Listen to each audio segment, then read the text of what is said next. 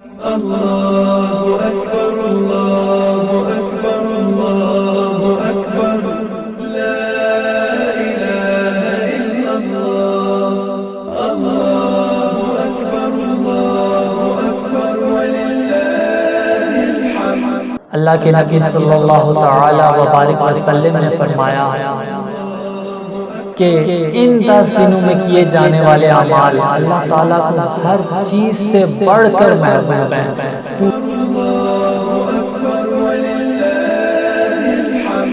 اللہ اکبر کبیرا والحمد للہ کثیرا۔ الحمدللہ وکفا والصلاة والسلام علی عبادہ الذین اصطفیٰ، اما بعد فاعوذ باللہ من الشیطان الرجیم، بسم اللہ الرحمن الرحیم۔ السلام علیکم ورحمۃ اللہ۔ ذو الحجہ مبارک مہینوں میں سے ایک مہینہ ہے، اس کا شمار حرمت والے مہینوں میں ہوتا ہے۔ اللہ تعالیٰ نے اس ماہ مقدس میں امت محمدیہ پر بے حد انعامات فرمائے ہیں، جن میں سر فہرست ایک حج اور دوسرا قربانی۔ حج کی فضیلت کے لیے اتنا ہی کافی ہے کہ نبی علیہ السلام نے فرمایا کہ مقبول حج کی جزا جنت کے سوا کچھ نہیں، اور جو شخص حج کر کے آتا ہے اللہ تعالیٰ اسے اس طرح سے پاک فرماتا ہے کہ گویا اس کی ماں نے ابھی اسے جنم دیا ہو۔ اس کے علاوہ دوسری اہم چیز اس میں قربانی ہے، یعنی اللہ تعالیٰ کے لیے اپنی محبوب تر چیز کو قربان کر دینا۔ سیدنا ابراہیم علیہ السلام کی یاد دلا دیتا ہے کہ کیسے اس مرد مجاہد نے 84 سال کی عمر میں مانگ کے اللہ تعالیٰ سے اولاد ملی، اور جب آپ سیدنا اسماعیل کو اللہ کی راہ میں قربان کرنے کے لیے جا رہے تھے تب آپ کی عمر 90 سال سے اوپر تھی۔ اس شخص پر کیا بیت رہی ہوگی، لیکن اللہ کے لیے ہر چیز قربان، خوشی سے قربان۔ تو ذو الحجہ صرف ایک ماہ نہیں ہے، چند رسومات نہیں ہیں، بلکہ بڑی بڑی قربانیوں کی اور بڑے بڑے اعمال کی نوید سناتا ہے۔ اس کے علاوہ اس میں سب سے فضیلت کی بات تو یہ ہے کہ اس میں حج کیا جائے، اور مبارک ہیں وہ لوگ جنہیں حج کی سعادت نصیب ہوتی ہے۔ لیکن اس ماہ کی خاص کر عشرۂ ذو الحجہ، یہ جو ذو الحجہ کے پہلے 10 دن ہیں، ان کی بے حد فضیلت ہے۔ اللہ کے نبی صلی اللہ تعالی وبارک وسلم نے فرمایا کہ ان 10 دنوں میں کیے جانے والے اعمال اللہ تعالیٰ کو ہر چیز سے بڑھ کر محبوب ہیں۔ دیگر تمام سال میں کیے جانے والے اعمال ایک طرف، اور ان سے بڑھ کر محبوب تر یہ اعمال ہیں۔ سوال کرنے والے نے سوال کیا، یا رسول اللہ، کیا جو شخص اللہ کی راہ میں جہاد کرتا ہے وہ افضل ہے، یا ان 10 دنوں میں کیے جانے والے اعمال کو سر انجام دینے والا افضل ہے؟ نبی علیہ السلام نے فرمایا ان 10 میں کیے جانے والے اعمال اللہ کو زیادہ محبوب ہیں، حتیٰ کہ کوئی جہاد میں ہی کیوں نہ شریک ہو، سوائے ایک کنڈیشن کے کہ کوئی مجاہد اس حال میں جہاد میں شریک ہو کہ واپسی پر نہ اس کا مال بچے نہ اس کی جان بچے، اور وہ شہادت کے مرتبے پر فائز ہو جائے، صرف وہ افضل ہے۔ باقی کوئی شخص ان دنوں میں اعمال کرنے والے سے آگے نہیں بڑھ سکتا۔ اور تو ان دنوں میں کیا کرنا چاہیے؟ سب سے پہلے تو حج، جو حج جن لوگوں کو نصیب ہوتا ہے اس سے بڑھ کر تو کوئی سعادت نہیں ہے، لیکن جو حج سے محروم رہ جاتے ہیں، خواہ مالی کمزوری کی وجہ سے، معذوری کی وجہ سے، سنگین حالات کی وجہ سے، جسمانی بیماری کی وجہ سے، تو ان لوگوں کے لیے بھی اللہ تعالیٰ نے ایک گولڈن پیکیج اناؤنس کیا ہے کہ ان 10 دنوں میں اعمال کر لو، اللہ تعالیٰ کو یہ تمام دیگر چیزوں سے بڑھ کر عزیز ہیں۔ مختلف علماء اور مشائخ نے اس کی وجہ بیان کیا ہے۔ حافظ ابن حجر اسقلانی رحمۃ اللہ علیہ فرماتے ہیں کہ ان 10 دنوں کی فضیلت اس وجہ سے ہو سکتی ہے کہ ان 10 دنوں میں تمام عبادات ایک پلیٹ فارم پر آ جاتی ہیں۔ روزہ، نفلی روزے کی بڑی اہمیت ہے ان 10 دنوں میں۔ نماز تو انسان سارا سال پڑھتا ہے، نفلی صدقات کرتا ہے، لیکن حج بھی ان میں آ جاتا ہے، اور یہ جب سب چیزیں مل جاتی ہیں تو ان کے خیال میں یہ سبب ہے ان 10 دنوں کی فضیلت کا۔ اور امام ابن تیمیہ رحمۃ اللہ علیہ فرماتے ہیں کہ رمضان کے آخری عشرے کی راتیں، چونکہ ان میں لیلۃ القدر آتی ہے، اور ذوالحجہ کے پہلے 10 دن، یہ تمام چیزوں سے بڑھ کر عزیز ہیں اللہ تعالیٰ کو۔ تو اب ان دنوں کو خاص انداز میں گزارنا چاہیے۔ آپ صلی اللہ تعالیٰ وبارک وسلم نے فرمایا کہ ان ایام میں کثرت سے اللہ کی حمد و ثنا بیان کرو تکبیرات کے ذریعے، جن میں سب سے مشہور تکبیر ہے اللہ اکبر اللہ اکبر اللہ اکبر، لا الہ الا اللہ واللہ اکبر وللہ الحمد۔ حضرت عبداللہ بن عمر اور حضرت ابو ہریرہ بازار میں جایا کرتے تھے، خاص اسی مقصد کے لیے بلند باواز بلند آپ حضرات تکبیرات کہا کرتے تھے۔ تو سب سے اہمیت کی حامل جو چیز ہے اعمال کے لحاظ سے وہ تکبیرات ہیں۔ کثرت سے تکبیرات کا ورد کیا جائے، اور نہ صرف خاموشی سے بلکہ باواز بلند، اور بازار میں جائیں، گھروں میں ہوں، مساجد میں جائیں، آتے جاتے اٹھتے بیٹھتے بکثرت تکبیرات کا اہتمام کیا جائے۔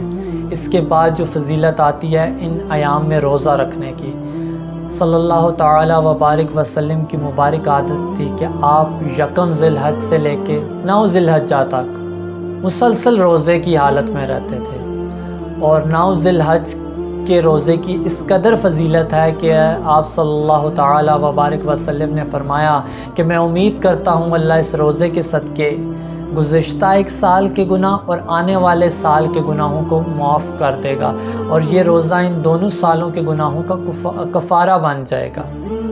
کتنی فضیلت ہے ان دنوں کی۔ تو دوسرا اہم کام، اس میں روزے رکھے جائیں، چونکہ روزے کی جزا اللہ خود ہے۔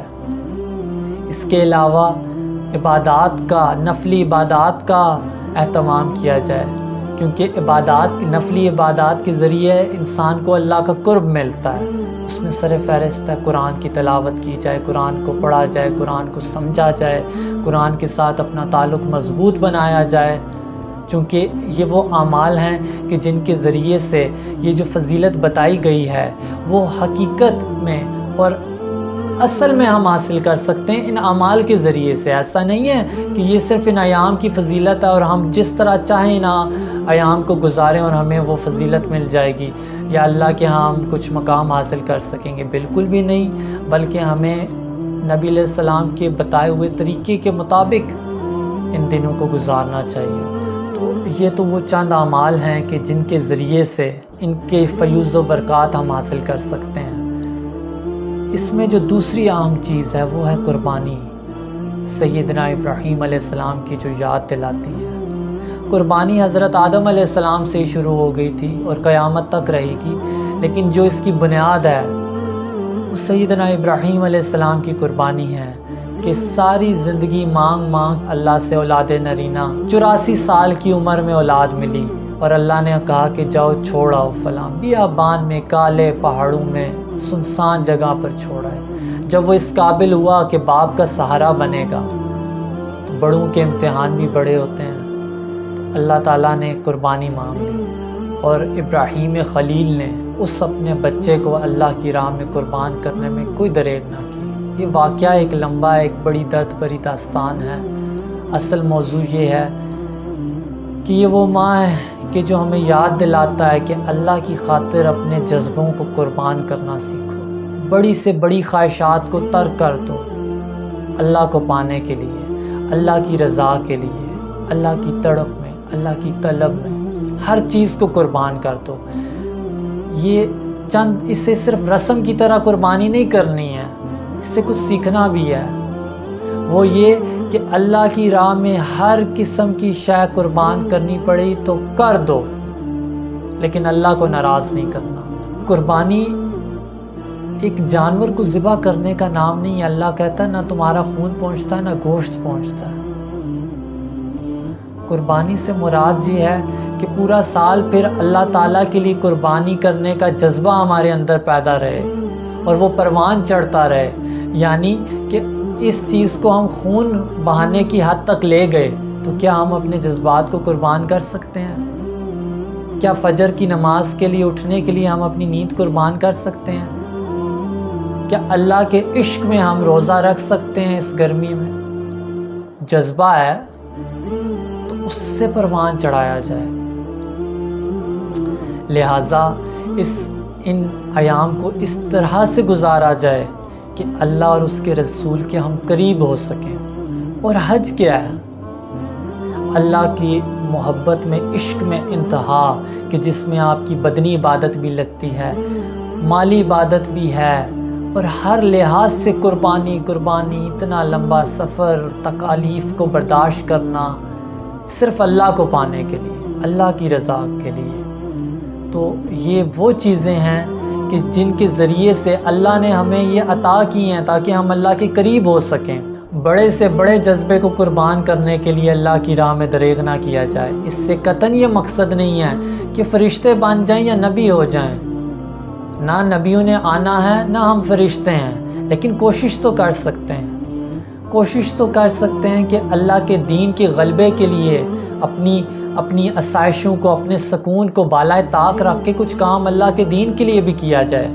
یہ بھی قربانی ہے کہ اپنی ذاتی زندگی میں، اپنی ذاتی معاملات کے ساتھ ساتھ اللہ کے دین کے لیے بھی کام کیا جائے، اپنے وقت کی قربانی دی جائے اللہ کے دین کو قائم کرنے کے لیے، اپنے مال کی قربانی دی جائے اللہ کے دین کو قائم کرنے کے لیے، اپنے جذبوں کی قربانی دی جائے اللہ کے دین کو قائم کرنے کے لیے۔